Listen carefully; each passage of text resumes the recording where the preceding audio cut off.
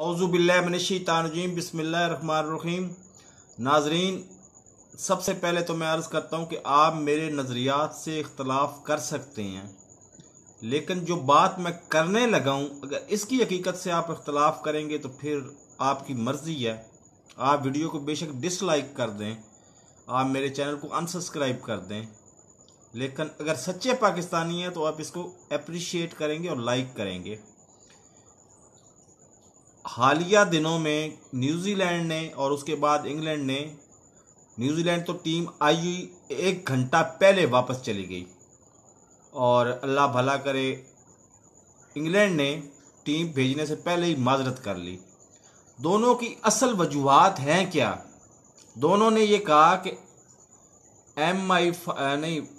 आई five एजेंसियों के मुताबिक दौरे के दौरान खित्ते में सफ़र ख़तरनाक हो सकता है।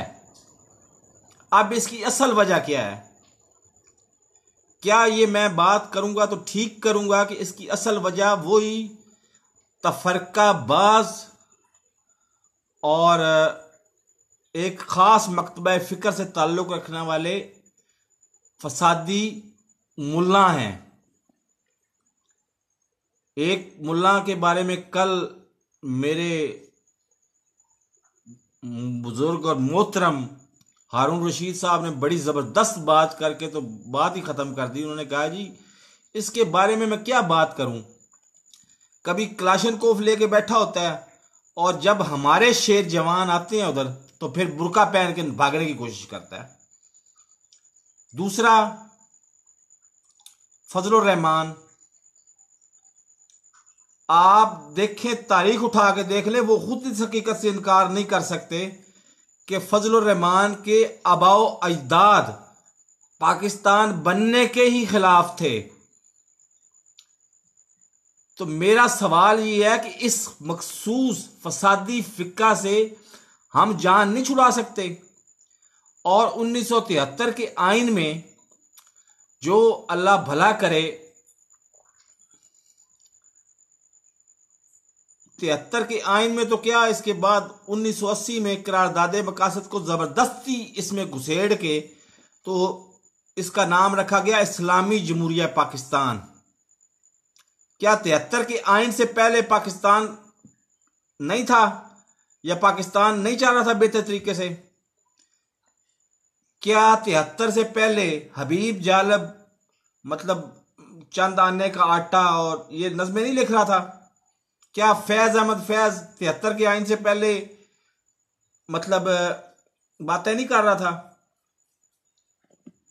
असल मसला कम टू द पॉइंट, असल मसला ये है, इसको होना चाहिए था इस्लामी जमहूरिया पाकिस्तान। अगर सही मानों में हो सकता तो ये बन गया हुआ है देवबंदी जमहूरिया पाकिस्तान, ये बन गया हुआ है सुन्नी जमहूरिया पाकिस्तान, ये बन गया हुआ है शिया जमहूरिया पाकिस्तान।